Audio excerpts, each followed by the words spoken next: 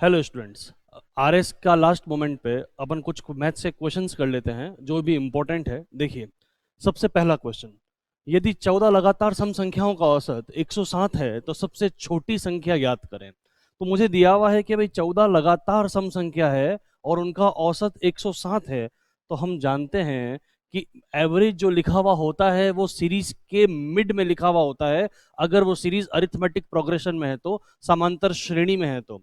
अब ये एक 14 लगातार संख्या है, मतलब बीच में कितने नंबर होंगे आपके? दो नंबर बीच में रहे होंगे और उनका औसत 107 है। इसका मतलब बीच में एक नंबर 106 होगा और एक नंबर 108 होगा। यही दो नंबर बीच में रहे होंगे। अब देखिए, 14 लगातार है तो टोटल दो नंबर तो यहां आ गए, 6 नंबर बचे हुए यहां होंगे और 6 यहां होंगे, तभी तो आपके टोटल 14 नंबर हुए। 14 नंबर है मतलब बीच में ये दो नंबर हो गए, तो 14 में से 2 चले गए, 12 बचा। 12 में से आधे नंबर यहां होंगे और आधे नंबर यहां होंगे, यही सीन होगा। अब मुझसे पूछा है कि सबसे छोटी संख्या ज्ञात करें। अब सबसे छोटी संख्या का मतलब है, अगर मैं एक संख्या यहाँ शिफ्ट करूंगा तो मुझे एक बार 2 माइनस करना पड़ेगा, क्योंकि इवन नंबर में गैप जो चलता है वो 2 का चलता है।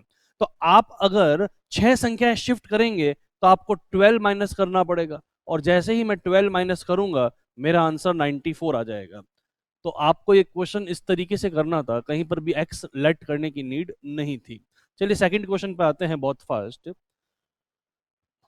अगला क्वेश्चन है, there were 42 students in a hostel due to admission of 13 new students, expense of maths is increased by ₹30।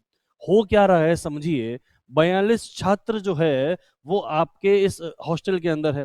13 नए छात्र आने की वजह से ₹30 इंक्रीज हो जाता है उनका एक्सपेंडिचर, जबकि पर स्टूडेंट जो है एक्सपेंडिचर वो रिड्यूस हो रहा है। अभी कैसे हो रहा है पहले एग्जाम्पल के तौर पे समझ लेते हैं। आप इस चीज को इस तरीके से देखिए कि आप मान लीजिए कहीं पर खाना खाने गए, 4 पर्सन, तो आपके ₹1000 लगे, तो पर पर्सन कितना लगा? 250। ये 4 जने अगर खाना खाने गए हैं तो टोटल ₹1000 खर्चा आया, तो पर पर्सन ₹250 हो गया। अब मान लीजिए कि एक पर्सन बढ़ गया। अब जब भी ज्यादा जने खाना खाने जाते हैं तो ऐसा नहीं खर्चा कम हो जाता है। खर्चा कम हम इस वे में कहते हैं कि पर प्राइस, मतलब पर प्लेट कह दो या पर पर्सन कह दो, वो खर्चा कम हो जाता है। इसका मतलब एक पर्सन जब बढ़ा तो 5 पर्सन आपके टोटल हो गए। तो टोटल जो एक्सपेंडिचर है अब 1000 से 1200 ही हुआ।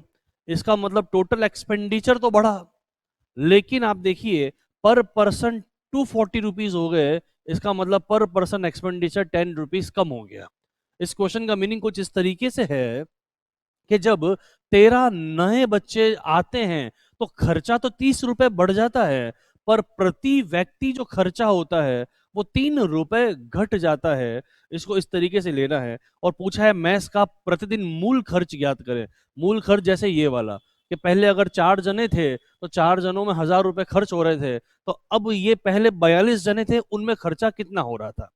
तो यहीं पर इस चीज को समझें। मान लीजिए ₹240 मुझे निकालने हैं, तो मैं कैसे निकालूंगा कि जो एक पर्सन है इसकी वजह से ही तो ₹200 एक्स्ट्रा लगे। इसका मतलब ये ₹200 तो यही वाला व्यक्ति देगा और कोई नहीं दे सकता। दूसरी चीज, इसके आने से हर व्यक्ति जो पहले थे वो 10-10 रुपए कम दे रहे हैं। अब ऐसा तो है नहीं कि होटल वाला रुपए कम ले रहा है, नहीं, 10-10 रुपए कम ले रहे हैं। इसका मीनिंग एक ही है कि वो 10-10 रुपए अपनी जेब में से दे रहा है नया आने वाला व्यक्ति। तो नया आने वाला व्यक्ति 10-10 रुपए अपनी जेब में से देगा, कितने जनों के? 4 जनों के। तो 10 × 4 40, ₹240 जो है वो यहां पर ये पांचवा व्यक्ति देगा। और पांचवा व्यक्ति ₹240 देगा तो वो उतने ही रुपए देगा जितने बाकी सभी जने दे रहे हैं। इसका मतलब बाकी जने भी 240 देंगे। तो अब इस क्वेश्चन को पूरा अच्छे से यहां पर समझ लेते हैं, क्योंकि ये वाली प्राइस आ गई तो ये वाली भी आ जाएगी। अब कैसे उस क्वेश्चन को देखो आप। अब इस क्वेश्चन के लिए पूरा मैं बनाता हूं। एक छात्रावास में 42 व्यक्ति है, टोटल 42 पर्सन है। अब आपने कहा कि 3 व्यक्ति और नए आ गए। 3 व्यक्ति के नए आने से क्या हुआ? टोटल खर्चा ₹30 बढ़ा, लेकिन पर पर्सन खर्चा ₹3 घट गया। अब एक टोटल खर्चा जो आपका ₹30 बढ़ रहा है वो कौन दे रहा है? एक जना नहीं दे रहा है, ये 3 पर्सन दे रहे हैं। मतलब 3 पर्सन जो नए आए हैं वो दे क्या क्या रहे, 30 रुपए। जो खर्चा बढ़ा वो तो वही देंगे। और हर व्यक्ति का, जो पहले व्यक्ति थे उनके 3-3 रुपए अगर कम हो रहे हैं, तो ये 3-3 रुपए भी 42 जनों के यही लोग दे रहे हैं। ये कितने व्यक्ति है? 3 व्यक्ति है। इसका मतलब यहां से पर पर्सन निकाला जाए, जो नया व्यक्ति है वो नया व्यक्ति कितना रुपया दे रहा है? 30 + 3 × 42। ये जितना भी लिखा हुआ उसमें 3 का डिवाइड दे दो। अपॉन में 3 आ गया तो मेरे लिए थोड़ा फायदा हो गया। ये 3 से कैंसिल आउट होके यहाँ 10 हो गया, और ये 3 × 1 = 3 हो गया। 42 + 10 कितना हो गया अपने लिए? 52। 52 रुपए हैं। और ये 52 रुपए कौन दे रहा है? ये 52 रुपए आपके बाद वाला व्यक्ति, मतलब बाद में आने वाले व्यक्ति जो है वो 52 रुपए दे रहे हैं। बाद में आने वाले मतलब कौन हो गए? ये 3 लोग हो गए, जो हर पर्सन 52 52 रुपए दे रहा है। और ये 52 दे रहा है, इसका मतलब आपके ऊपर कितने रुपए लग रहे होंगे? एक मिनट, 3 × 42 था ना? 3 × 42, तो 42 + 10 52। 13 नए बच्चों के दाखिले के कारण मैस का प्रतिदिन खर्चा, अच्छा 3 बच्चे नहीं है, 13 नए बच्चे हैं। सॉरी, अपने 3 का भाग दे दिया, 13 का भाग देना था। ये 3 नए बच्चे नहीं है यहाँ पर। ओके, 13 न्यू स्टूडेंट्स है, तो 13 नए बच्चे थे। काम पूरा वही करना है, 3 × 2 = 6, 3 × 4 = 12, और ये 30 ऐड करना है, तो ये 156 हो जाएगा। और 156 रुपए जो है ये 13 पर्सन मिल करके दे रहे हैं। मतलब 13 व्यक्ति 156 रुपए एक्स्ट्रा पे करते हैं। एक्स्ट्रा नहीं है, मतलब मिल करके 156 रुपए पे करते हैं।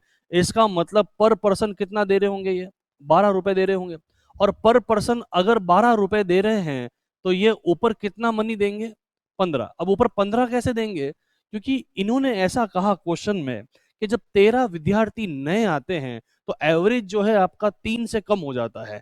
3 से कम हो जाता है, मतलब पहले 15 रुपए का एवरेज चल रहा होगा, अब 12 रुपए रहा होगा। तो अगर अपने पास ये वाला एवरेज 12 आ गया, तो ये वाला 15 हो जाएगा। तो 15 × 42 करने पर जो भी अपना आंसर आएगा वो फाइनल होगा कि भाई पहले 15 रुपए एवरेज चल रहा था, 42 पर्सन है, तो एक्चुअल एवरेज होगा 15 × 42। तो आपका आंसर आ जाएगा 630।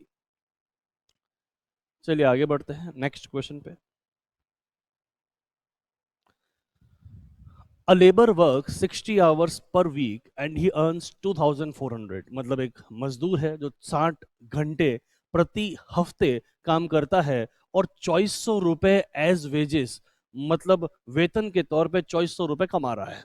If his per hour wage increased by 44 4/9%। अब ये जो 44 4/9% होता है, इसका रेशियो होता है 4/9। और हमें ड्यूरेशन दिया हुआ है 10% कम हो जाता है, 10% मतलब 1/10। हमें फाइनल जो आंसर है वो भी परसेंटेज में पूछा हुआ है। इसका मीनिंग ये है कि हमारे ये 60 आवर्स और 2400 रुपीज, ये दोनों ही किसी काम के नहीं आने। क्योंकि हमें ये समझना है कि हमें वर्क को आवर से मल्टीप्लाई करेंगे तो आंसर आ जाएगा कि भाई हमने काम किया कितने घंटे। कि सर पहले 9 घंटे काम हो रहा था, अब 13-13 घंटे काम हो रहा है। 4/9 इंक्रीज होने का मतलब यही है कि पहले एक व्यक्ति 9 9 घंटे काम कर रहा था, अब वही व्यक्ति 13 घंटे काम करता है। और duration of work is reduced by 10%। Sorry, ये per hour wages increase by 44 4/9%। ये पर आवर वेजेस है। कहने का मीनिंग ये हो गया कि 1 घंटे में मुझे वेज अगर पहले का, मतलब जो भत्ता मिलता था या जो वेतन मिलता था, पहले 9 रुपए मिलता था, तो अब 1 घंटे का 13 रुपए मिलता है। और मैं काम कितना कर रहा हूँ? 10% कम हो गया है मेरा ड्यूरेशन। 10% मतलब 1/10। पहले 10 दिन लग रहे थे, तो अब ड्यूरेशन मुझे 9 दिन लगता है, मैं 9 दिन में काम करता हूँ। अब पहले मुझे अगर 9 रुपए मिलते थे और मैं 10 घंटे काम करता था, तो 90 रुपए हो गए। और आप चाहे तो 9 से 9 कट कर सकते हैं, ये मल्टीप्लाई करने पर 10 आया और ये मल्टीप्लाई करने पर 13 आया। मतलब मेरी टोटल जो इनकम हो रही है वो 10 रुपए से 13 रुपए हो रही है। तो 3 रुपए बढ़ जाएंगे 10 रुपए के ऊपर, 30% इंक्रीज हो जाएगा। 3/10, तो 30% इंक्रीज। चलिए आगे बढ़ते हैं। इसने पूछा ही था कि उसकी आय में प्रतिशत परिवर्तन का पता लगाएं, तो 30% परिवर्तन आया है। अब आगे देखिए। 37 of the candidates in an examination were girls. Clear लिखा हुआ है कि एक परीक्षा में 37.5% परीक्षार्थी लड़की है। 37.5% का मतलब होता है 3/8। और 3/8 का मीनिंग हम कहें तो 8 में से, देखो आगे 75% भी आ रहा है, 62 1/2 भी आ रहा है। अब चाहो तो आप 800 और 300 ले सकते हो, लेकिन मैं कहता हूं 800 अपने मन से कभी नहीं माने। जो डेटा आ रहा है उसके हिसाब से लिख लीजिए। जैसे टोटल 8 लोग हैं, तो मुझे ये बोला गया है कि भाई गर्ल्स जो है वो 37 1/2% है। इसका मतलब 3 लोग हैं, 3 गर्ल्स होगी तो 5 लड़के होंगे। अब ये भी बोला गया है आगे कि लड़कों का 75%। 75% का मतलब होता है 3/4।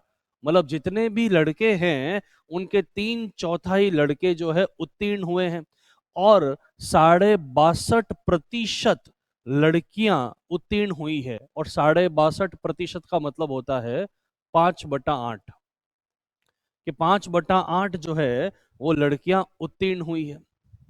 इसका मतलब लड़कियां जो है वो 8 के मल्टीपल में होनी चाहिए, तभी मैं निकाल पाऊंगा। 5/8 का मतलब है टोटल लड़कियां 8 है, तो 5 पास हो रही है। और 75%, 3/4 का मतलब है टोटल लड़के 4 हैं तो 3 पास हो रहे हैं। तो दोनों को ये काम करो, 8 से मल्टीप्लाई कर लो। तो अब पूरे को 8 से मल्टीप्लाई करते हैं, टोटल 64 मान लेते हैं। यहां पर बॉयज और गर्ल्स 8 से मल्टीप्लाई करते हैं तो ये 40 और ये 24 कर लेते हैं। अब अपन पास और फेल को इजीली बता पाएंगे, कौन कितना पास हो रहा है कितना फेल हो रहा है। बॉयज में 3/4। अब आप चाहते तो यहाँ 800 500 और 300 करके भी किया जा सकता था। अगर आपको लगता है वो पार्ट इजी है तो कर लीजिए, उसमें कैलकुलेशन ज्यादा होती है, इसमें कैलकुलेशन कम होती है। अब इसमें पास और फेल की बात करें तो हमें बोला हुआ है कि पास होने वाले लोग 3/4 है, तो 40 का 3/4 मतलब 30 लोग, और फेल होने वाले 10 हो गए। यहां अगर पास और फेल देखें तो यहां पर हमें बोला गया है 5/8। 5/8 निकालेंगे तो यहाँ 15 आ जाएंगे, 15 पास होंगे तो आपके 9 फेल हो जाएंगे। अब 324 लड़कियां अनुत्तीर्ण होती है तो लड़कों की संख्या ज्ञात करनी है। मतलब ये 9 9 नहीं है, आपको दिया हुआ है 324 है। इसका मतलब कितना गुना है? 36 गुना है। कि ये पूरा के पूरा 36 गुना हो रहा है, तो मेरा आंसर भी 36 टाइम्स होगा। लड़कों की संख्या ज्ञात करें। अब लड़कों की संख्या कौन सी वाली ज्ञात करनी है? कि जो फेल हो रहे हैं वो वाले लड़के ज्ञात करने हैं। हिंदी में सिर्फ लिखा हुआ है लड़के, वो आगे अनुत्तीर्ण लड़कों की संख्या ज्ञात करें ऐसा है। तो अनुत्तीर्ण लड़के मतलब इसका 36 गुना करेंगे तो 360 आ जाएगा। ये आपके फेल होने वाले लड़के आ गए।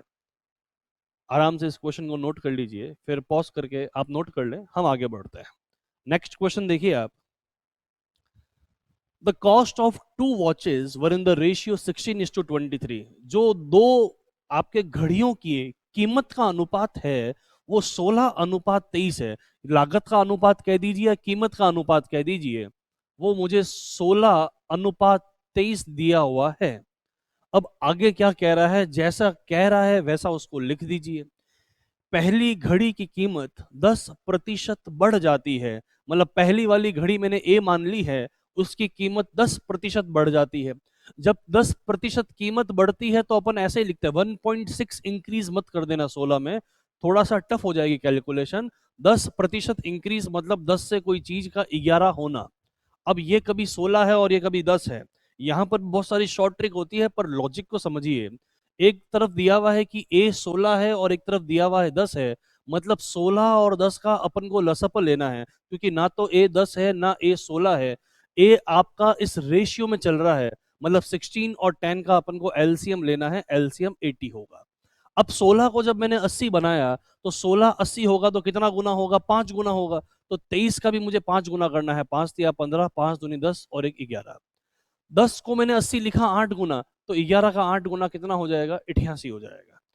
अब मुझे कह रहा है कि अब दो घड़ियों की कीमत जो है 11:20 हो गई। कब? जब मैंने पहली वाली घड़ी को तो 10% बढ़ाया और दूसरी वाली घड़ी की कीमत में 477 रुपए जोड़े हैं। अब दूसरी वाली घड़ी में 477 कभी भी रेशियो में तो नहीं जुड़ेगा, तो 477 कंपेयर करने के लिए काम आएगा, तुलना करने के लिए काम आएगा।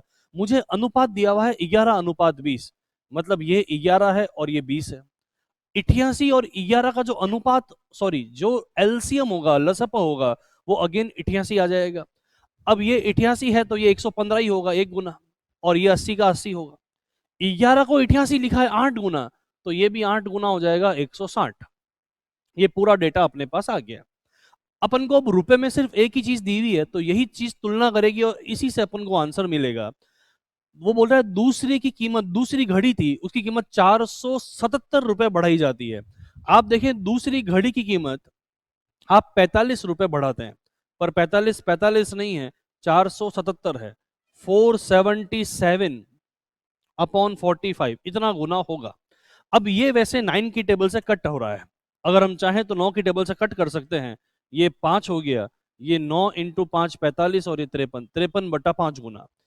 शुरुआत में दूसरी घड़ी की कीमत क्या थी? शुरुआत में दूसरी घड़ी की कीमत क्या थी? 115 थी। तो 115 का भी आप 53/5 कर लीजिए। 5 2 जा 10, 21, 21 इंटू 53। एक मिनट, कहीं मैंने कैलकुलेशन मिस्टेक करी होगी। 9 5 जा 45 एंड 27, 9 3 जा 27। एक मिनट, 477 अपॉन 45, इतना ही टाइम्स होगा, और इसको 115 से गुणा करना है। मतलब जो रेशियो है वो एज इट इज लिख दिया मैंने। आपके 9 5 जा 45, 9 5 जा 45, 27, 9 3 जा 5 1 जा 5, 5 2 जा 10, 23। ओके, मैंने वहां 21 लिख दिया था। अब देखिए यूनिट डिजिट 3 इंटू 3 9। हम इतना बड़ा चेक क्यों करें? हमें पता है कि इसका आंसर जो भी होगा इन चार में से ही अगर है, तो इन चारों की यूनिट डिजिट अलग है, और मेरा जो आंसर आ रहा है वो 3 3 जा 9 आ रहा है। इसका मतलब यूनिट डिजिट जहां 9 लिखा हुआ है वही मेरा ऑटोमेटिक क्या हो जाएगा? आंसर हो जाएगा। नहीं तो आप मल्टीप्लाई कर सकते हैं, अगर दो में 9 आता है तो डेफिनेटली फिर मल्टीप्लाई करना पड़ता है, लेकिन अगर एक में ही है तो मल्टीप्लाई करने की नीड नहीं है। चलिए आगे बढ़ते हैं, नेक्स्ट क्वेश्चन पे आते हैं। एक वस्तु का एसपी, एसपी मतलब सेलिंग प्राइस है, एसपी 272 है। सेलिंग प्राइस जो है, विक्रय मूल्य जो है वो 272 है। यदि उसके लाभ प्रतिशत का मान उसके क्रय मूल्य का 3 गुना है। सीपी का मतलब क्रय मूल्य है, कि क्रय मूल्य का 3 गुना है। पहले इसका मीनिंग समझा देता हूं। वो ये कहना चाहता है कि आप कोई भी अपने मन से सीपी मान लीजिए, सपोज 40 रुपए मैंने माना कि भाई 40 रुपए सीपी है, तो वो कह रहा है लाभ प्रतिशत जो होगा वो क्रय मूल्य का 3 गुना होगा, मतलब 120% लाभ प्रतिशत होगा। 40 रुपए मेरा सीपी है, तो 120% जो होगा वो मेरा लाभ प्रतिशत होगा। और अब वहां से मुझे विक्रय मूल्य याद करना है, तो विक्रय मूल्य कितना होगा कि 40 का 120% तो प्रॉफिट है, और 100% खुद सीपी होता है। तो 220% निकालेंगे तो क्लियर आंसर आ जाएगा। तो सीधा सीधा इसका 220% निकालेंगे तो अपना क्या आ जाएगा? एसपी आ जाएगा। बस यही चीज इसके अंदर बोली है कि अब आपका सीपी इतना होना चाहिए कि उसका प्रॉफिट परसेंट 3 गुना तो होगा सीपी का, लेकिन एसपी कैलकुलेट होने के बाद में कितनी आनी चाहिए? 272। ये ऑप्शन मेथड होता है। जैसे मान लीजिए मैंने ऑप्शन लिया 80, ठीक है, जरूरी नहीं है जो पहला ऑप्शन लेंगे वही आंसर हो जाएगा, लेकिन ऑप्शन लेने से ये जरूर पता चलेगा मैंने जानबूझ के या तो 80 लेना है या 70 लेना है। अब मान लीजिए 80 से कैलकुलेट करने पर, मुझे नहीं पता 80 आंसर है या नहीं है, मान लीजिए 80 से कैलकुलेट करने पर 312 आया, कुछ भी आ सकता है, एक एग्जाम्पल है, और अपना आंसर 312 से कम है, इसका मतलब 80 से नीचे जाना है। अगर मान लीजिए 80 से कैलकुलेट करने पर 260 आता है, तो 260 से ऊपर है तो 80 से ऊपर जाना है, जो 90 डायरेक्ट आंसर हो जाएगा। तो इस तरीके से, इसलिए अपन ने एक बार 80 लिया। अब 80 रुपए का मतलब है कि सीपी तो 80 रुपए है, और प्रॉफिट परसेंट उसने क्लियर कह दिया कि भी इसका 3 गुना होगा, मतलब 240%। सीपी अपने आप में 100% तो होता ही है, तो अगर मुझे विक्रय मूल्य निकालना है तो 80 का पहले 240% निकालिए, फिर उसमें 80 जोड़ दीजिए। इससे अच्छा तो एक काम करिए, 80 का सीधा 340% निकाल दीजिए, जो कि अपने यहां पर भी किया था कि सीधा 340% निकालते हैं। तो ये 2 जीरो से 2 जीरो कट गए। 8 4 जा 32, 8 या 24, और 3 27, 272। ये मैच कर गया तो अपना आंसर 80 है, मैच नहीं करता तो ऊपर जाना है कि नीचे जाना है ये अपन क्लियर कर चुके हैं, इसलिए अपन ने बीच वाली वैल्यू ली। तो या तो 80 लेनी है या 70 लेनी है, 60 और 90 ऑप्शन डायरेक्ट कभी नहीं उठाना। चलिए आगे बढ़ते हैं नेक्स्ट क्वेश्चन पे। किसी धनराशि पर साधारण ब्याज मूलधन का 1/9 है। उसने बोला है कि साधारण ब्याज जो है, एसआई जो है, वो 1/9 है। धनराशि पर साधारण ब्याज मूलधन का मतलब प्रिंसिपल का 1/9 है। समय और दर संख्यात्मक रूप से बराबर है। संख्यात्मक रूप क्या होता है? संख्यात्मक का मतलब है कि समय जो होगा वो वर्षों में होगा और दर जो होगी वो प्रतिशत में होगी। फॉर एग्जाम्पल, एक 2 किलोग्राम है और एक 2 किलोमीटर है, तो वो आपस में कभी बराबर नहीं हो सकते। लेकिन 2 किलोग्राम और 2 किलोमीटर में उसका संख्यात्मक मान जो है वो बराबर है। तो यहीं पर समझना है कि आर जितना होगा उतना ही मेरा टी होगा। ये संख्यात्मक मान बराबर है। और मुझे बोला है दर प्रतिशत ज्ञात करें। ऐसे केस में तो एक शॉर्ट ट्रिक होती है वैसे, कि 1/9 का रूट ले लीजिए, 1/3 हो जाएगा, और उसको सिंपल सा है कि 10 से मल्टीप्लाई कर दीजिए, 1/3%। ये आंसर आ गया। लेकिन ये आया कैसे, इसको भी अपन देख लेते हैं। इस वाली लाइन से आप समझना कि अगर मुझे लेट करना पड़े तो मैं लेट क्या करूंगा, P = 9। अगर P को मैंने 9 लेट किया तो ऐसा ही मेरा कितना आ जाएगा, 1 आ जाएगा। साधारण ब्याज मेरा 1 आ जाएगा। अब R बराबर T मुझे दिया हुआ है, तो फॉर्मूला अगर मैं लगाता हूं SI का, कि P × R × T/100। SI मेरा 1 है, P मेरा 9 है, T को मैंने R लिख दिया क्योंकि R बराबर T गिवन है। अब यहां पर अपने R² इक्वल टू वैल्यू कितनी आ गई, 100/9। तो मैंने कहा था ना ये 1/3 है, और 100 का रूट लेंगे तभी तो 10 आएगा, और ये 1/9 का रूट लेंगे तो 1/3 हो जाएगा। इसलिए वो रूट लिया जाता है 1/3 × 10। इसलिए वो शॉर्ट ट्रिक है। इसलिए अपना आंसर क्या आ गया, 1/3%। नेक्स्ट क्वेश्चन पे बढ़ते हैं। किसी धनराशि पर 3 साल के चक्रवृद्धि और साधारण ब्याज का अंतर और 2 साल के चक्रवृद्धि और साधारण ब्याज का अंतर 22:7 है। इसका डिटेल सॉल्यूशन भी होता है, लेकिन एक्चुअल में बहुत इंपॉर्टेंट क्वेश्चन है और इसका आंसर हमेशा डिटेल में बताया जाता है कैसे होता है। लेकिन आप ध्यान रखें, एकदम हमेशा आप एग्जाम में आ जाए लास्ट मोमेंट पे, कि इसका 3 गुना जितना भी होगा, 7 का 3 गुना होता है 21। कोई भी नंबर हो जिसका 3 गुना हो, 3 गुना करके लिखना 21। 21 से कितना एक्स्ट्रा है, 1 एक्स्ट्रा है, तो आंसर हो जाएगा 1/7। अपॉन में यही नंबर आएगा। जैसे देखो, अगर मुझे रेशियो देवे 19:6, मतलब 3 गुने से कितना ज्यादा है, 1 ज्यादा है, तो 1/6। मेरे को नंबर अगर ऐसा दे देवे 23:7, 3 गुने से कितना ज्यादा है, 2 ज्यादा है, तो 2/7। ये रेशियो आ जाएगा और यहां से आपका आंसर निकल जाएगा। तो अभी अपना आंसर क्या आएगा, 1/7। और 1/7 का मतलब कितना हो जाएगा, 14.2/7%। 8454 ये रुपए दिए हुए हैं और इन्वेस्ट किया हुआ है 2 पार्ट के अंदर, at the rate of 12% per annum, compounded annually for 13 years and 15 years respectively. 13 साल और 15 साल के लिए इन्वेस्ट किया हुआ है। If amount received on both investment is equal, मतलब एक व्यक्ति ने क्या किया, एक स्कीम में इन्वेस्ट किया जिस पे रेट ऑफ इंटरेस्ट 12% है। एक स्कीम में इन्वेस्ट किया वो 13 साल तक किया, और दूसरे स्कीम में इतने रुपए लगाए कि उसको 15 साल तक इन्वेस्ट किया, और दोनों से जो मिल रुपए आए वो दोनों की स्कीम्स में आने वाले रुपए क्या थे, बराबर थे। तो उसने यही बोला है, amount received on both investment is equal, जो अमाउंट रिसीव हुआ दोनों इन्वेस्टमेंट से वो इक्वल था, तो then find the difference between both investment. तो यहां पर फोकस करेंगे अपन रेट के ऊपर सबसे पहले, कि 12% का जो रेशियो होता है वो 3/25 होता है। ये रेशियो हो गया। और सेकंड जो फोकस करेंगे वो करेंगे कि आपके 13 और 15 साल में गैप कितना है, 2 साल का। कंपाउंडेड एनुअली चल रहा है, तो 2 साल का गैप है। जितने साल का गैप है उसको आप उतनी बार ही प्रोसेस कर लीजिए, 25 से 28 और 25 से 28। कंपाउंड इंटरेस्ट ऐसे ही लगता है, 625 और 784। अब ये जो डेटा आया है, इसी रेशियो में आपने रुपए इन्वेस्ट किए होंगे। यही वो रेशियो है जिसमें आपने रुपए इन्वेस्ट किए हैं, 625 और 784। अभी अंत में इतना अपन नहीं देख सकते क्योंकि हम लास्ट मोमेंट पे क्वेश्चंस करने जा रहे हैं, तो हम ये नहीं देख सकते कि ये पूरी डिटेल होकर के ये कैसे आया होगा और 2 बार प्रोसेस कैसे लगा। आपको सिर्फ इतना सा देखना है, अगर ये कंपाउंडेड है तो बस जितने साल का गैप दिया हुआ है उतने साल प्रोसेस कर लीजिए और इसी रेशियो में मनी डिवाइड होगा। जिसमें आपने कम साल रुपए लगाए हैं उसमें रुपए ज्यादा लगाने पड़ेंगे, और जिसमें 15 साल तक रुपए लगाए हैं उसमें रुपए थोड़े कम लगाएंगे, तभी तो इन्वेस्टमेंट के एंड में रुपए इक्वल मिलेंगे। तो ये 784 रुपए जो है वो 13 साल वाले के लिए है, और 625 रुपए जो है वो 15 साल वालों के लिए है। ठीक है, तो मान लीजिए 13 साल वाले को ए मान लेता हूं और 15 साल वाले को बी मान लेता हूं। तो 13 साल वाले के लिए तो ये हो गया और 15 साल वाले के लिए ये हो गया। इन दोनों को अपन ऐड कर देंगे, टोटल मनी देख लेते हैं कितना अपन ने इन्वेस्ट किया। 4 और 5 9, 8 और 2 10, 7 6 13 और 1 14, 1409 रुपए।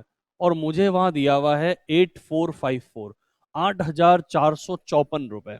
8454 क्लियर है कि ये 6 गुना है, 6 नम 54 और 14 छंग 84, 6 टाइम्स है। तो आपका ये भी 6 गुना हो जाएगा और ये भी 6 गुना हो जाएगा। लेकिन जो चीज पूछी है हमें उसी का 6 गुना करना है। हमें पूछा है find the difference between both investment, दोनों इन्वेस्टमेंट के बीच में डिफरेंस कितना है ये पूछा है। डिफरेंस अपना यहां से कैलकुलेट होगा कि डिफरेंस आएगा कितना। आप चाहो तो ये 28 का स्क्वायर है और 25 का स्क्वायर है। डिफरेंस तो 28 और 25 को जोड़ के 28 और 25 घटाएंगे, X plus Y X minus Y, तो भी आ जाएगा। लेकिन हमने इतनी कैलकुलेशन कर रखी तो सीधा घटा ही दो कि 14 में से 5 गया 9 बचा, यहाँ पर 7 में से 2 गया 5 बचा, और 7 में से 6 गया 1 बचा, 159 रुपए। ये 6 गुना हुआ तो ये भी 6 गुना होगा। और 6 नम 54 जिसकी यूनिट डिजिट 4 है वो आंसर हो जाएगा। और अब देखो 3 में यूनिट डिजिट 4 है, 3 में इकाई संख्या जो है वो 4 आ रही है, इसका मतलब अपन को पूरा सॉल्व कर लेना बेहतर है। तो आप देखिए 159 × 6, वैसे करने में तो यूं भी कर सकते हैं, 160 × 6 960 होता है, तो 960 से 6 कम जो होगा वो 954, ये अपना आंसर होगा। कैलकुलेशन है अपने ऊपर, उसको किसी भी प्रकार से कर सकते हैं। 159 को मैंने 160 ले लिया, 160 × 6 960 होता है, और आंसर उससे कम होगा। कितना कम होगा? 1 × 6, 6 कम होगा, तो 954 कर लिया। नहीं तो आप नॉर्मल मल्टीप्लाई करिए, आपके मल्टीप्लाई करने पर 954 ही आएगा। नेक्स्ट क्वेश्चन पे आते हैं अब। अच्छा क्वेश्चन है ये, आपके एग्जाम की दृष्टि से बहुत बहुत इंपॉर्टेंट है। वैसे जितने इंपॉर्टेंट क्वेश्चन है वही लेकर के आए हैं, गिनती के 22-23 क्वेश्चन है, वही क्वेश्चन करने हैं। तो एक बार देख लीजिए, 60 किलोग्राम मिश्र धातु ए है और 100 किलोग्राम मिश्र धातु बी है, उनके साथ आपस में मिलाया जाता है। अब पहली वाली मिश्र धातु में देखो, क्वेश्चन बहुत सिंपल है, बच्चा अटक इसलिए जाता है कि पहली वाली धातु में तो है सीसा और टिन, ठीक है ना, वहां दिया हुआ है लेड एंड टिन। पहली वाली जो आप पहला वाला जो अलॉय है उसमें लेड एंड टिन है, और दूसरी वाली जो मिश्र धातु है वो आपके 1:4 में है, उसमें टिन और तांबा है। कहने का मतलब टिन एंड कॉपर है। अब ऊपर तो लेड होता है, नीचे कॉपर आ जाता है, तो ऐसा लगता है कि क्वेश्चन में कुछ गड़बड़ी होगी। गड़बड़ी जैसा कोई सीन नहीं है। अगर पहला वाला आपको लेड और टिन का रेशियो दिया हुआ है 3:2, टोटल 5, और मुझे बोला हुआ है कि जो पहला वाला अलॉय है ए वो किलोग्राम में कितना है, 60 है, मतलब कितना गुना, 12 गुना, तो 12 × 2 24। अब मैंने टिन की वैल्यू ही क्यों निकाली, लेड क्यों नहीं निकाला? क्योंकि मुझे क्लियर बोला हुआ है कि नए मिश्र धातु में टिन की मात्रा कितनी होगी, और नया मिश्र धातु का मतलब ए और बी को आपस में मिलाया गया। अब बी वाले में क्या है, टिन है और कॉपर है। टिन और कॉपर किस रेशियो में मिलाया गया है, 1:4 के अंदर। टोटल कितना हो गया, 5। 5 5 नहीं है, कितना है भाई, 100 है, 20 टाइम्स। तो टिन कितना हो जाएगा, 20। तो ये 24 और ये 20, ये हो गया जुड़ के 44। मतलब जो भी नई मिश्र धातु बनेगी उसमें टिन जो होगा वो 44 किलोग्राम होगा, ये कंफर्म है। चलिए आगे बढ़ते हैं नेक्स्ट क्वेश्चन के ऊपर। A jar contains a blend of a fruit juice and water in the ratio 15:x। ये आप भले पॉज करके कर लीजिए क्वेश्चन, उम्मीद है कि इसका आंसर गलत आएगा। देखो बता भी रहा हूं गलत आएगा, फिर भी आप करेंगे पॉज करके, तो कह रहा हूं गलती पकड़ में आ जाए तो शायद अभी मजा आ जाएगा। आप एक बार कर सकते हैं। ये बहुत अच्छा क्वेश्चन है, बहुत प्यारा क्वेश्चन है। इसमें जनरली बच्चा एक्स की वैल्यू गलत पुट कर देता है। अब क्या क्वेश्चन है, एक जार के अंदर फलों का रस और पानी का मिश्रण जो ब्लेंड है फ्रूट जूस का, और वाटर जो है वो 15:x में है। जूस और वाटर 15:x में है। अब मुझे ये भी बोला हुआ है कि आपने मिश्रण के 16 लीटर में, 16 लीटर में, इसका मीनिंग तो यही हुआ ना कि ये ऊपर 16 लीटर है, तो उसने जब भी तो कह रहा है वो कि मिश्रण के 16 लीटर में 4 लीटर पानी मिलाया जाता है। इसका मतलब आपका जो स्टार्टिंग वाला मिक्सचर है वो 16 लीटर का होगा, और 16 के हिसाब से आप फटाक से इस एक्स को 1 कह देंगे। नहीं, ये गलत हो जाएगा। अरे 15:1 होगा तो भी उसको 16 बनाया जा सकता है। आप कहोगे सर 15:5 हो गया तो ये टोटल 20 है, 16 तो अब भी बनाया जा सकता है, तुलना तो करी जा सकती है। तो ये तो अनुपात है, इससे अनुपात से चीज फिक्स थोड़ा ना होती है कि हाँ 1 ही आएगा, ऐसा थोड़ी ना है। तो 15:x है, और उसमें मिश्रण के 16 लीटर में आपने 4 लीटर पानी मिलाया, तो मिश्रण कितना हो गया? 20 लीटर का हो गया। ये तो कंफर्म है, 20 लीटर का मिक्सचर हो गया कि 16 लीटर में 4 लीटर आपने पानी मिलाया तो 20 लीटर हो गया। अब 4 लीटर यहां लिख देता हूं मैं, 4 लीटर वाटर ऐड किया, और यहां जो मिक्सचर है वो 16 लीटर का है। 4 लीटर ऐड किया वाटर, तो ये मिक्सचर जो हो गया 20 लीटर का हो गया। और उसने ये भी कहा कि फलों के रस का पानी से अनुपात 1:1 हो गया। 1:1 का मतलब तो यही है भाई, यहां भी 10 लीटर होगा और ये भी 10 लीटर होगा, मतलब जूस भी 10 लीटर और वाटर भी आपका 10 लीटर, दोनों ही 10-10 लीटर होंगे। अब देखें, आपने जो चीज मिलाई थी वो पानी मिलाई थी, जूस को नहीं मिलाया था।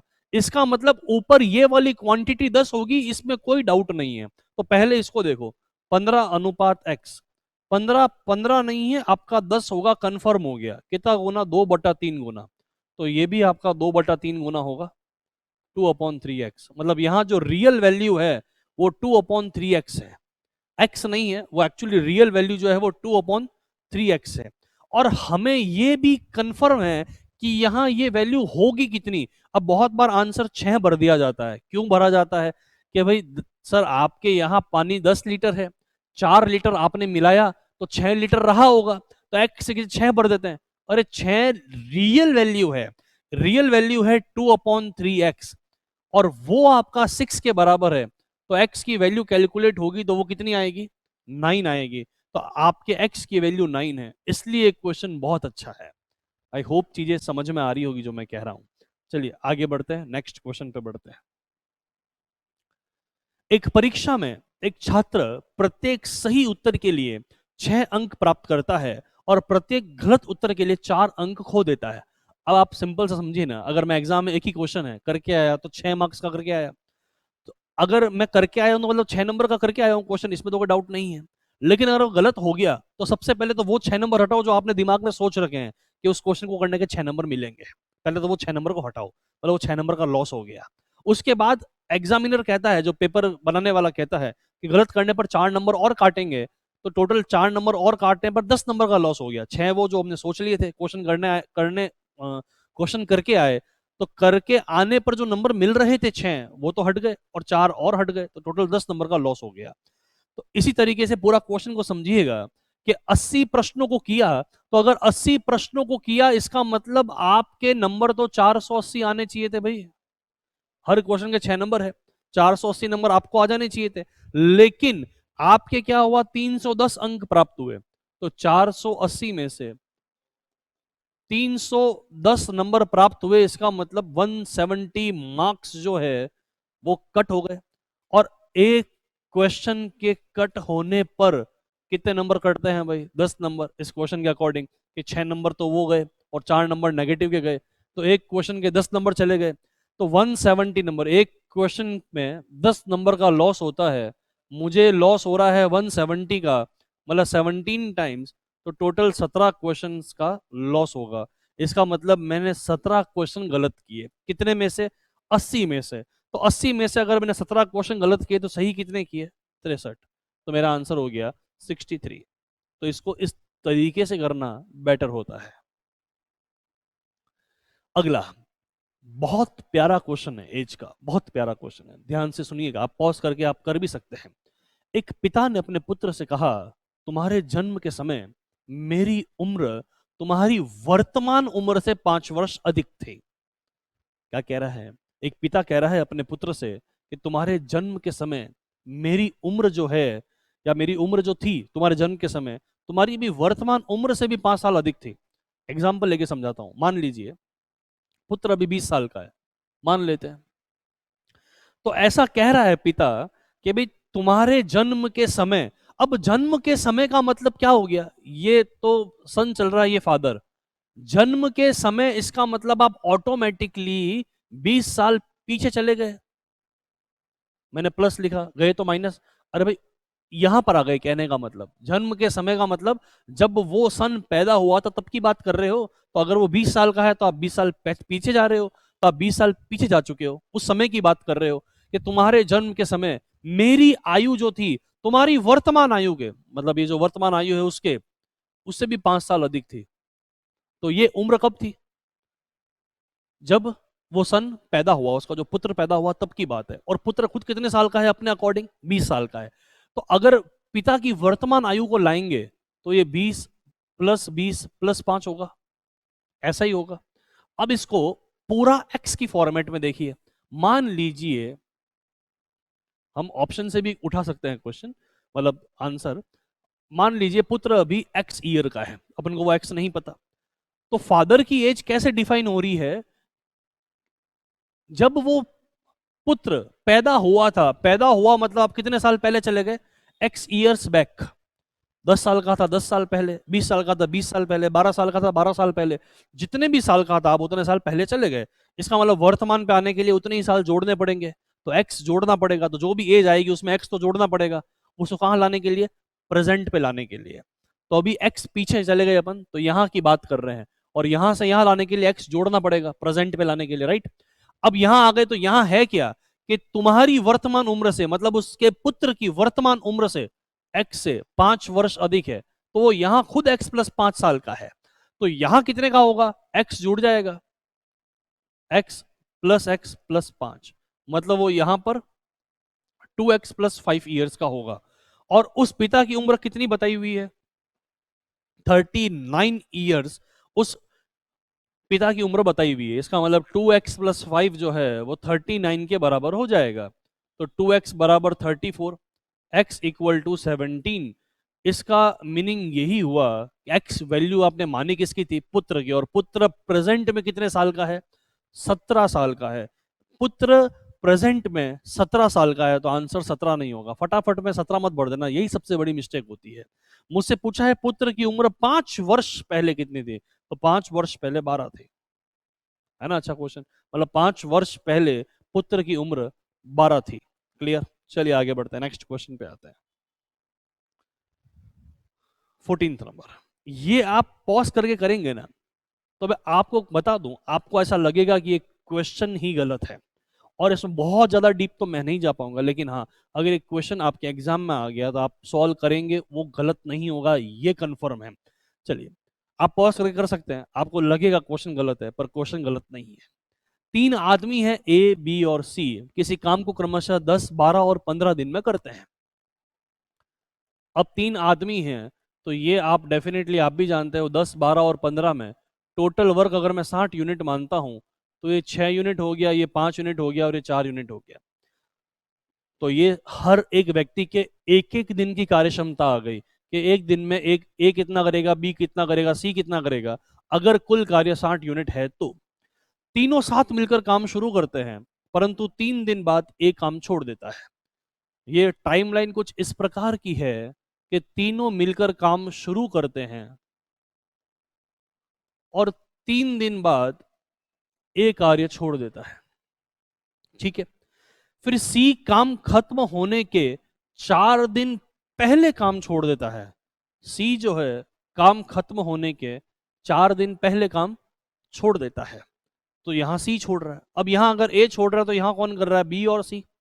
यहां सी छोड़ रहा है तो यहां कौन कर रहा है, बी। अब एक बार काम करवाते हैं, अपन को क्लियर तो हो वर्क करवाएंगे तो कैसा है। ए, बी और सी तीनों काम कर रहे हैं, तो 6, 5, 11 और 4, 15, 15 यूनिट काम कर रहे हैं, और 3 दिन काम करते हैं, तो काम कितना होता है, 45 यूनिट। काम हो गया। यहां पर बी काम करता है 4 दिन, एक दिन में काम करता है 5, तो 4 × 5 काम कितना हो गया, 20। आपको लगेगा क्वेश्चन गलत है, क्यों, क्योंकि टोटल वर्क अब तक हो चुका है 65, जबकि टोटल वर्क 60 ही है, 60 ही होता है। तो ये 5 यूनिट एक्स्ट्रा कैसे हुआ, और एक्स्ट्रा हुआ तो ये बी और सी अब क्या करेंगे? तो सही बात है, एक्स्ट्रा हुआ नहीं है। ये चीजें कुछ इस प्रकार की थी, ये टाइम जो है ओवरलैप हो गया। आप समझें कैसे ओवरलैप हुआ? इस तरीके से ये टाइम जो है वो ओवरलैप हुआ है, 2 बार काउंट हुआ है। कैसे काउंट हुआ होगा? आपने ऐसा क्यों माना कि सी 4 दिन पहले काम छोड़ के गया था, वो ठीक है, लेकिन ये 4 दिन इस 3 दिन के आगे ही होगा, ऐसा क्यों? ये सीन ऐसा क्यों नहीं हो सकता कि सर 3 दिन बाद ए ने काम छोड़ा था, यहां पर ए ने काम छोड़ दिया, तो ये 3 दिन है, और 4 दिन पहले आपके सी ने काम छोड़ा तो ये 4 दिन है। कहने का मतलब ये 4 दिन है और ये 3 दिन है, ऐसा क्यों नहीं हो सकता? ऐसा भी तो हो सकता है। तो ये पार्ट होगा ओवरलैप। ओवरलैप होगा, इसका मतलब टोटल जो टाइम है मेरा 7 से क्या होगा, कम होगा, ज्यादा नहीं हो सकता, ये कंफर्म है। अब 7 से कितना कम होगा, बस यही समझना है। ओवरलैप कब होगा एग्जाम में अगर आ जाए तो, ये ओवरलैप हो कब रहा होगा? ये ओवरलैप तब ही होगा जब आपका टोटल वर्क से ज्यादा काम हो जाए, तो आपको फिर काम कम करवाना पड़ेगा। तो आपको अब इतना समझना है, ओवरलैप कभी भी हो जाए तो क्या करना है कि भाई जितना काम एक्स्ट्रा हुआ है, 65 यूनिट हो गया, तो ये 5 यूनिट काम इन्होंने ही एक्स्ट्रा किया होगा। इनसे 5 यूनिट काम जो बीच में आ गए हैं ना लोग, जो लोग बच गए हैं, उन्हीं ने काम एक्स्ट्रा किया होगा, और कोई ऑप्शन नहीं है। तो ये 5 यूनिट काम किसने एक्स्ट्रा किया होगा? बी और सी ने। और बी और सी ने 5 यूनिट काम जो एक्स्ट्रा करने में समय लिया है, वो समय हटा दो तो मेरा टोटल टाइम आ जाएगा। तो बी और सी दोनों मिलकर के एक काम करने में, एक दिन में 9 यूनिट काम करते हैं एक दिन में। 5 यूनिट काम करने के लिए 5/9 दिन लेंगे, ये कंफर्म है। इसलिए मेरा टोटल टाइम 7 दिन नहीं लगेगा। 7 दिन में तो 65 यूनिट काम हो गया, तो 7 दिन से कम लगेगा। तो कम करने के लिए 5 यूनिट काम का जो एक्स्ट्रा टाइम आया था वो मुझे रिड्यूस करना है, तो वो 5/9 दिन घटा दीजिए, और घटाने पर आपका आंसर आ जाएगा 6 सही 4/9 दिन, और ये अपना आंसर हो जाएगा। चलिए नेक्स्ट क्वेश्चन पे आगे बढ़ते हैं। बहुत अच्छा क्वेश्चन है ये वाला। वैसे सारे ही अच्छे क्वेश्चन मैं पहले ही कह चुका हूँ। आप जब भी एक के बाद एक क्वेश्चन करेंगे, आपको सारे क्वेश्चन बेहतरीन लगेंगे, और लगेंगे कि हाँ एग्जाम में इस टाइप के क्वेश्चंस आए हुए हैं और अब आ भी सकते हैं आगे। तो देखिए, के 30 दिनों में एक दीवार का निर्माण कर सकता है, और एल 60 दिनों में उस दीवार को ध्वस्त कर सकता है। मैं बता दूं ये कौन सी टाइप है? ये पाइप एंड सिस्टम, पाइप एवं टंकी, उस चैप्टर की ही एक टाइप है, जिसमें एक टैप पानी भरता है और दूसरा टैप खाली करता है। या फिर ये उस तरह की टाइप है कि बंदर एक खंबे पर चढ़ रहा होता है, पहले 1 मिनट में 3 मीटर चढ़ता है, अगले 1 मिनट में 2 मीटर फिसल जाता है। ये उस तरह की टाइप है। अब देखिए, के जो है 30 दिन में एक दीवार का निर्माण करता है, और एल 60 दिनों में उस दीवार को ध्वस्त कर देता है।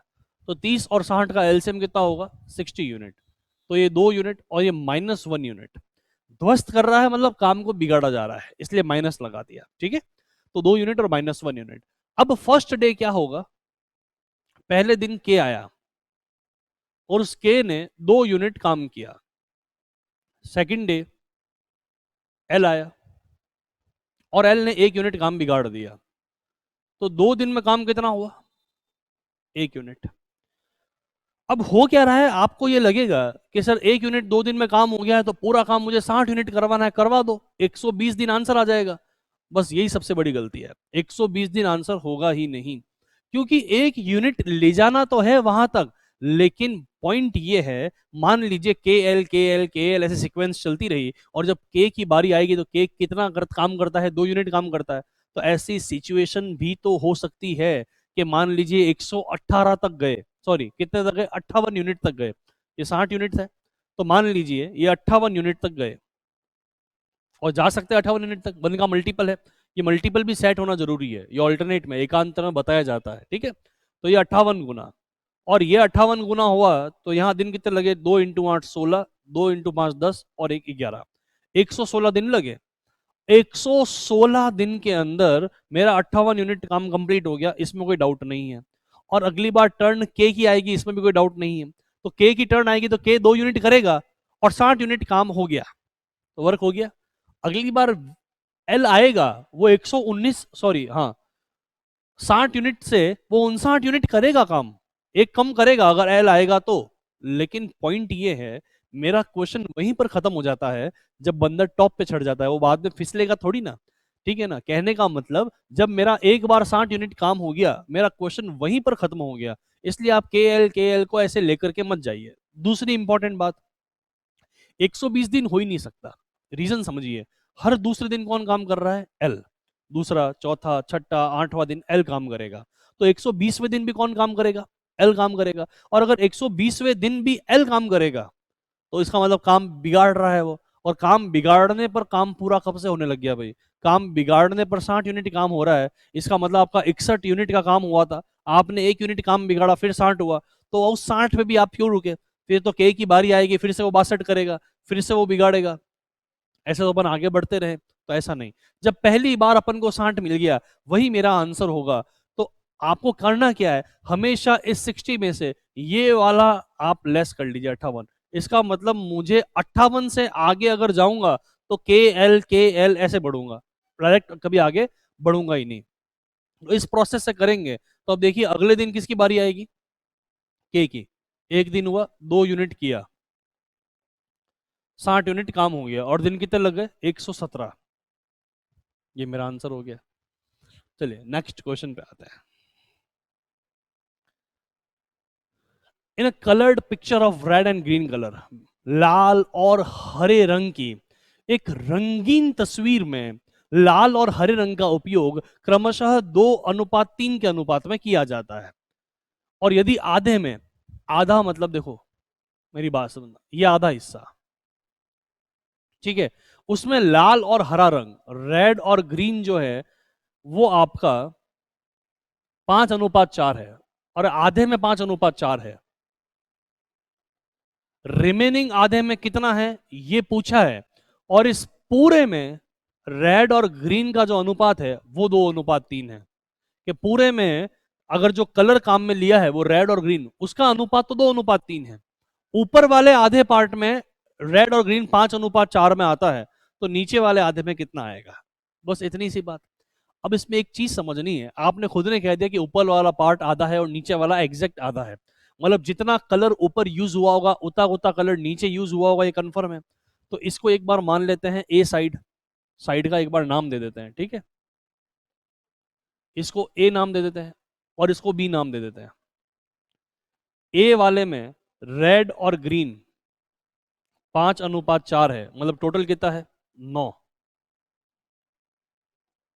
बी वाले में रेड और ग्रीन मुझे पता ही नहीं है, और टोटल उसमें रेड और ग्रीन कितना है? 2:3। अब मान लीजिए यहां कलर 9 लीटर यूज आया है, सुनना ध्यान से, अगर यहां 9 लीटर यूज आया है तो यहां भी 9 लीटर कलर यूज आएगा, और यहां 9 और 9 यहां 18 लीटर कलर यूज आएगा। इसका मतलब यहां जो भी डेटा होगा इसका डबल यहां पर होगा, ठीक है। अब 9 और 5, सबसे पहले इसका लसअप कितना होता है पहले बराबर करो। देखो मैं चाहूं तो सीधा 18 से कंपेयर कर सकता हूं, पर पॉइंट्स में नहीं करना, अपने आंसर एकदम एग्जैक्ट आएगा। आप क्या करो, 9 और 5 का लसअप कितना होगा? 45, तो 45 इसको भी दो और 45 इसको भी दो। लेकिन अगर यहां 45 है तो यहां कितना होना चाहिए? 2 गुना, इसको 90 दे दो, बस अपना काम हो गया। अब देखें ये कितना गुना हुआ? 5 गुना। ये कितना गुना हो रहा है? 5 गुना। तो 5 गुना तो ये कितना हो गया? 20। और 5 गुना ये कितना हो गया? 25। ये कितना गुना हो रहा है? 18 गुना। तो ये 18 गुना कितना हो गया? 36। और ये 18 गुना कितना हो गया? 54। मतलब टोटल 36 लीटर रेड कलर है मेरे पास, उसमें से 25 यूज कर चुका हूं, तो यहां रेड कितना बचा? 11। 54 लीटर ग्रीन कलर है मेरे पास टोटल, उसमें से 20 यूज कर चुका हूं, तो मेरे पास कलर कितना बचा यहां पर? 34। और यही मेरा आंसर हो गया, 11:34। एकदम क्लियर है आंसर क्या है, 11:34। इस तरीके से निकालना है। चलिए आगे बढ़ते हैं। अब इसका तो देखते ही इकाई अंक, आपके प्रीवियस ईयर में इकाई अंक का यूनिट डिजिट का क्वेश्चन आया हुआ है, नहीं हो तो बता दूं क्लियर। तो इकाई अंक इसमें देखते ही लोग इस 6 को टिक करते हैं, लेकिन आपको पता होना चाहिए इकाई अंक, हमें पावर जो लिखी होती है 72, उसका मतलब पावर में 4 का भाग देना है, और जो भी भाग देने पर शेषफल आता है वो लिखना है। अब आप कहेंगे सर शेषफल 0 आ रहा है, पूरा पूरा भाग जा रहा है। तो जब पूरा पूरा भाग जाता है तो वहां शेषफल 0 नहीं 4 लिखा जाता है, और ये unit digit as it is आ जाएगी के। अब के की वैल्यू एक एक करके पुट करते हैं। 8 की पावर 4 देखेंगे तो उसका भी इकाई अंक कितना होता है, 2 होता है। 8 की पावर 4 का भी इकाई अंक 2, सॉरी 2 नहीं 6, सॉरी 8 की पावर 4 का इकाई अंक कितना होता है, 6 होता है। 6 की पावर 4 का इकाई अंक भी कितना होता है, 6 होता है। 2 की पावर 4 का इकाई अंक कितना होता है, 6 होता है। और ये तो 4 नहीं था ऑप्शन में, 4 की पावर 4 का इकाई अंक भी कितना होता है, 6 होता है। तो इन सब का इकाई अंक 6 होगा। इसका मतलब के ये आए, ये आए, चाहे ये आए, सबका आंसर ये ऑल ऑफ दीज होगा। इसमें इकाई का अंक 6 है तो के का मान क्या होगा, इतना पूछा है। इसकी वैल्यू में इकाई का अंक 6 है तो के की वैल्यू क्या होनी चाहिए थी, तो के 8 होगा तो भी चलेगा, 6 होगा तो भी चलेगा, 2 होगा तो भी चलेगा। इसलिए आंसर है इसका ऑल ऑफ दीज। चलिए आगे बढ़ते हैं। इसमें दाही का अंक, ये आपके लिए खास इंपॉर्टेंट है। अब ये इंपॉर्टेंट क्यों है, क्योंकि अभी तक आरएस ने इकाई अंक पूछा है, लेकिन दाई अंक पूछ सकता है, एक्सपेक्टेड है कि पूछा जा सकता है। अब दाई अंक का मतलब इतना सा है, इस पूरे में 100 का भाग दे करके शेषफल लिखना होता है। अब जिसको शेषफल पता है वही कर पाएगा। शेषफल छोटा सा एक एग्जाम्पल देता हूं, 102 है, 100 का भाग दूंगा तो शेषफल कितना बचेगा, 2 बचेगा। लेकिन एक नंबर 399 है, आप 100 का भाग देंगे तो आप कहेंगे कि शेषफल 99 है, और मैं कहूंगा शेषफल -1 है। मतलब 100 के किसी भी मल्टीपल से तुलना की जा सकती है। आप 300 से देख रहे हैं तो 99 ज्यादा है, मैं 400 से देख रहा हूं तो 1 कम है। 100 का मल्टीपल है 300 और 400 दोनों, तो कहीं से भी तुलना की जा सकती है। तो आप क्या करें, इस पूरे में 100 का भाग दीजिए और शेषफल देख लीजिए कितना आ रहा है। जो शेषफल आएगा मेरा दाही अंक वहीं से निकलेगा। अब देखिए कैसे, यहां से शेषफल कितना आएगा, -1। यहां से शेषफल कितना आएगा, -4। और यहां से शेषफल कितना आएगा, -4। ठीक। अब ये जो शेषफल आ रहा है को गुणा करेंगे तो ये आएगा -16, और -16 का मतलब होता है +84। क्योंकि आप 100 से भाग दे रहे हैं तो -16 अगर आएगा तो प्लस में कितना आएगा, प्लस में 84 आएगा। अगर आपको डिटेल्ड अगर चाहिए तो इसी चैनल के ऊपर आपको डिटेल में रिमाइंडर थ्योरम भी आपको बहुत जल्दी अवेलेबल करा दी जाएगी। लेकिन अभी के लिए समझिए, जिसको शेषफल प्रमेय आती है, जिसको शेषफल निकालना आता है, अब आपने देखो, मैं छोटा सा एक एग्जांपल देता हूं। अगर आप 100 का भाग दे रहे हैं और शेषफल -16 आया है, तो एक नंबर ऐसा सोचिए कि इन दोनों को जोड़ने पर 100 आए।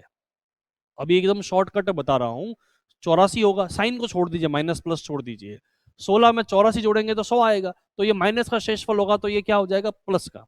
और हमें हमेशा आंसर किस में देना होता है, प्लस में देना होता है। तो मेरा शेषफल कितना आ गया, 84। सॉरी। अब 84 जो शेषफल है उसका मीनिंग समझिए। 84 का मतलब है कि ये जो संख्या मल्टीप्लाई होके आ रही है, इसके अंतिम 2 अंक 84 है, और अंतिम 2 अंक 84 है, इसका मतलब दाही अंक कितना हो गया, 8 हो गया। तो दाही अंक 100 का भाग देने पर जो शेषफल आता है उससे निकलता है। चलिए आगे बढ़ते हैं। अब ये पूछा है 67, देखो जो अभी अगर आपने ध्यान से देखा हो तो ये आंसर बहुत सिंपल हो जाएगा कि 67 की पावर 67 प्लस 67, और उसको 68 से विभाजित किया जा रहा है। अब अगर 68 से 68 से आप डिवाइड कर रहे हो तो इसकी वैल्यू कितनी आनी चाहिए, -1। और 68 से कितना कम है, 1 कम है। तो अपन रिमाइंडर 67 क्यों बोले, संख्या जो छोटी हो बोलो, -1। और ऊपर जो पावर है पड़ी रहने दीजिए। इससे भाग देने पर यहां भी क्या आएगा, -1 लिख दो आप, 68 से भाग दे ही रहे हो। माइनस की पावर ये है, ऑड में विषम संख्या है तो ओवरऑल रहेगा तो माइनस ही, -1 और -1 माइनस का 2। अब आप बताओ माइनस का 2 है तो प्लस में कितना होगा, कि सर प्लस में कितना होगा, क्योंकि संख्या को 68 से भाग दिया जा रहा है, सॉरी 68 से भाग दिया जा रहा है, और शेषफल -2 आया है। तो यहाँ 66 होगा, तभी जोड़ने पर 68 हुआ, विदाउट साइन जोड़ना होता है। तो यहाँ माइनस है तो यहाँ कितना हो जाएगा, प्लस। वैसे डिटेल में बताएंगे तो शॉर्टकट बता दिया मैंने। तो ये आंसर कितना हो जाएगा इसका, -2 का मतलब +66, तो मेरा आंसर हो गया 67, 66 हो गया। चलिए आगे बढ़ते हैं। अच्छा एक क्वेश्चन आ गया, x/5 + 5/x = -2, तो x की वैल्यू कितनी होगी अपन से पूछा गया है। ठीक है भाई, लिख लेते हैं जो दिया हुआ है, x/5 plus 5/x is equals to -2। तो आपसे x का मान पूछा हुआ है कि x की वैल्यू होगी कितनी। देखिए पैटर्न जो चल रहा है ना वो इस प्रकार से है, आप उधर मत देखो, इधर देखना, a+1/a वैल्यू 2, उधर छोड़ दीजिए, ये वैल्यू है। अगर ये वैल्यू 2 है तो a बराबर 1 होगा तभी बैठेगा, इसके अलावा कोई ऑप्शन है क्या? इसकी वैल्यू 1 होगी तभी ये बैठेगा, वरना तो कोई ऑप्शन था ही नहीं। तो चलिए ये तो ऑप्शन हट गया कि अभी 1 के अलावा नहीं होगा।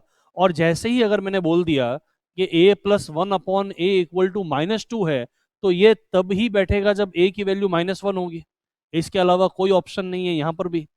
तो सेम चीज समझिए, ये a और आपने इसको उल्टा करके लिखा है तो ये 1/a, इसकी वैल्यू -2, इसका मतलब इन दोनों की वैल्यू क्या होनी चाहिए? -1 तभी पॉसिबल है। इसका मीनिंग ये है कि x/5 हो चाहे 5/x हो, इसकी वैल्यू -1 आनी चाहिए, और -1 आ रही है, इसका मतलब x की वैल्यू कितनी हो जाएगी? -5। कि x की वैल्यू कितनी आ जाएगी? -5। अब यहां पर -5 का ऑप्शन होना चाहिए था, यहां पर ऑप्शन नहीं है, तो कोई बात नहीं, आंसर ध्यान रखिएगा 5 नहीं है, -5 है, इस चीज का ध्यान रखें।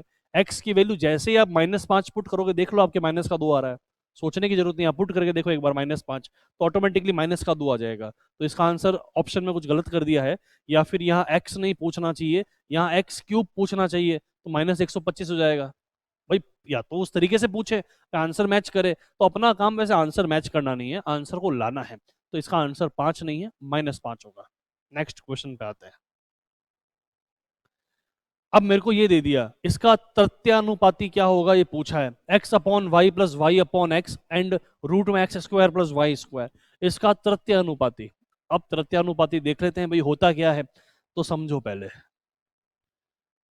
a b c d ये 4 संख्याएं होती हैं, और 4 संख्याएं इस तरीके से लिखी जाती है, अगर आपने देखा हो तो, पूरा डिटेल में समझा रहा हूं, देख लीजिएगा ऐसे। ये प्रथमानुपाती फर्स्ट प्रोपोर्शनल, ये द्वितीयानुपाती सेकंड प्रोपोर्शनल, ये तृतीयानुपाती थर्ड प्रोपोर्शनल, और ये चतुर्थानुपाती फोर्थ प्रोपोर्शनल। अब साधारण भाषा में बात कर लेते हैं कि चीज क्या है, समझना है ना अपन को। तो देखिए यहां पर अगर 2 है और यहां पर 6 लिखा हुआ है, फिर यहां पर 4 आ गया, और यहां पर पूछ लेगा कि यहां क्या नंबर आएगा, तो इसका एक फिक्स तरीका है, ठीक है ना, रीजनिंग नहीं लगानी है, ये गणित का क्वेश्चन है, तृतीयानुपाती आ जाए तो मैथ्स का क्वेश्चन है, रीजनिंग का नहीं है।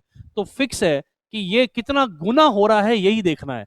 रीजनिंग में तो क्या होता है, 4 जुड़ता है तो अपन 4 जोड़ देते हैं, ये भी लगा सकते हैं कॉन्सेप्ट में, स्क्वायर करके 2 जुड़ा तो स्क्वायर करके 2 जोड़ सकते हैं। ऐसी रीजनिंग में खूब सारे कॉन्सेप्ट लगा करके 2 से 6 लाया जा सकता है, लेकिन यहां सिर्फ एक ही कॉन्सेप्ट है, इसको देखना है यहां से यहां ये कितना गुना है। मींस कैसे देखेंगे, इस वाले फॉर्मेट की बात करें तो b/a, और जितना गुना ये होगा उतना ही गुना ये होगा d/c। तो यहां से आ जाएगा b/c बराबर a/d। तो बचपन में ऐसा पढ़ा होगा, पास पास वालों का गुणनफल करना है और दूर दूर वालों का गुणा करना है, इनका आपस में मल्टीप्लाई कर दीजिए, सेम आएगा। तो सिंपल सा, या तो 3 गुना करके 3 × 12 लिख दो, नहीं तो दूर दूर वाले का गुणा 2 × 6 बराबर पास पास वाले का गुणा 6 × 4, यहां से 12 आ जाएगा। पॉज करके आप लिखना चाहे तो लिख लीजिए, मैं इस तृतीयानुपाती को भी एक्सप्लेन करता हूं।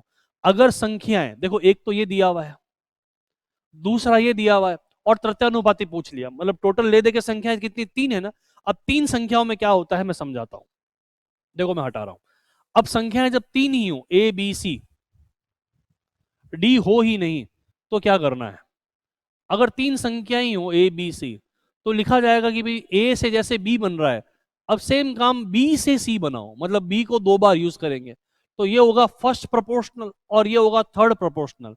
लेकिन जो बी है वो आपका सेकंड प्रोपोर्शनल नहीं कहलाता, वो द्वितीयानुपाती नहीं कहलाता, इस केस में ये मध्यानुपाती कहलाता है, मीन प्रोपोर्शनल, ठीक है ना। अब देखो आप, a/c दूर दूर का मल्टीप्लाई और पास पास का मल्टीप्लाई, तो b² बराबर क्या हो गया, ac। अब जिसको ये पता चल गया तो बात ही खत्म, b अपने लिए ये रहा, तो b², तो स्क्वायर करते ही क्या होता है, रूट हट जाता है, बराबर ये, इसका मतलब क्या है, x² + y² / xy। अरे भाई xy अगर एलसीएम लूंगा तो x वहां जाएगा x², y यहां जाएगा y² हो जाएगा, तो x² + y² / xy हो गया। और तृतीय प्रोपोर्शनल मान लो सी, यही होगा बी स्क्वायर बराबर ए सी।